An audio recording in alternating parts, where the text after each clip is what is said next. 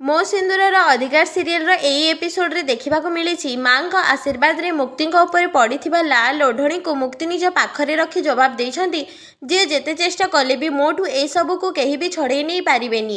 ସମସ୍ତେ ମୁକ୍ତିଙ୍କୁ ଦେଖୁଛନ୍ତି।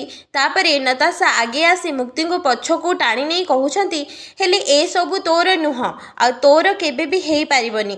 ବୁଝିପାରିଲୁ? ଆଉ ତୁ ସବୁ ଜିନିଷରେ ନା ଏମିତି ମଝିରେ ପଶନି ନହେଲେ। ତାପରେ ମୁକ୍ତି ଶକ୍ତ ଜବାବ ଦେଇ କହିଛନ୍ତି ମଝିରେ ପଶିବା ଅଭ୍ୟାସ ତୋର ଅଛି ନତାଶା, ମୋର ନୁହଁ। ସେଇଥିପାଇଁ ତ ଦେଖ କିଏ ଆସିକି କାହା ମଝିରେ ଠିଆ ହେଇଛି। ଆଉ ଏମିତିରେ ବି ସ୍ୱାମୀ ସ୍ତ୍ରୀଙ୍କ ମଝିରେ ଆସୁଥିବା ଝିଅକୁ କ'ଣ କୁହାଯାଏ ସେଇଟା ତ ତୁ ବେଶ ଭଲ ଭାବରେ ଜାଣିଛୁ। ନତାଶା ଚିଲେଇକି କହିବେ ମୁକ୍ତି। ତାପରେ ଓଢ଼ଣା ଦେଇଥିବା ସ୍ତ୍ରୀ ଜଣକ ମ୍ୟାଡାମ କହିବେ ଆଉ ସମସ୍ତେ ତାଙ୍କୁ ଦେଖିବେ।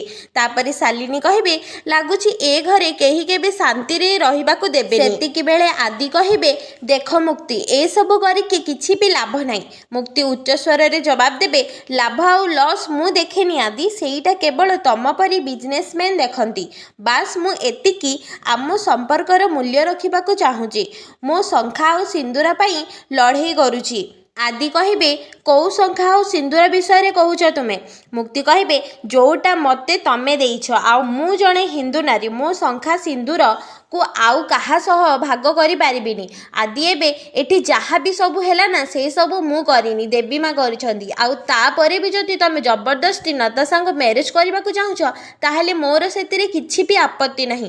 ତମେ ଆରାମସେ ମ୍ୟାରେଜ କରିପାର।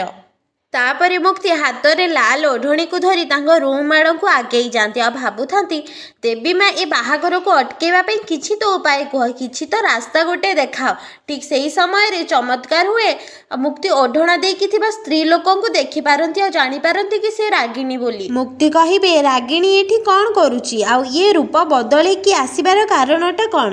ଇଏ ଏଠିକି କିଛି ଆଉ ପ୍ଲାନିଂ କରିକି ଆସିନି ତ?